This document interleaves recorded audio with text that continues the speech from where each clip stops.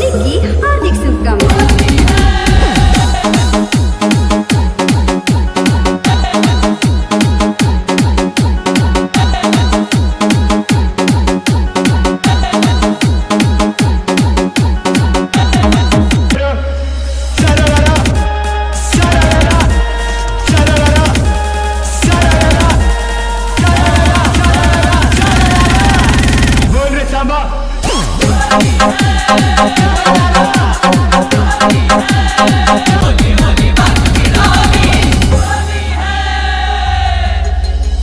Speaker check. Speaker check. Speaker check.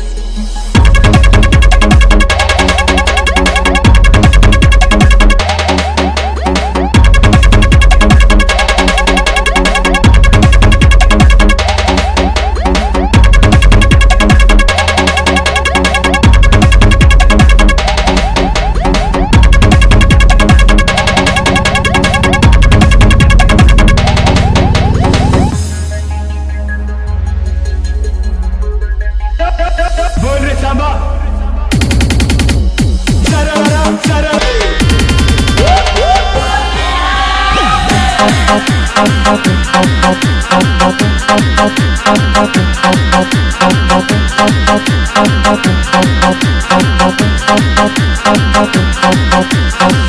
सरदार तेनी हमरा बल्टिया देते आज हम बसंती से रंग ना खेलब आज हम बदर की भौजी से रंग खेलब। अरे ओ करिया कहाँ है रे पिचकारी और बल्टिया? सरदार मेरे पास तो दो पिचकारी है, बाल्टी तो बसंतिया के पास है और उनमें भी छेद हो गया है। क्या कहा तूने? पिचकारी दो और बाल्टी एक, वो भी फूटी हुई।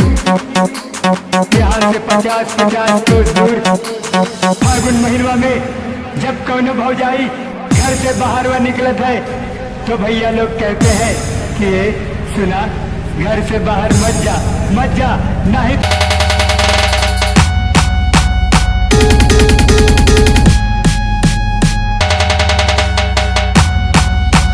गब्बर सिंह का नाम पूरा फूटी बाल्टी से नीचे गिरा दिया, इसकी सजा मिलेगी, बराबर मिलेगी।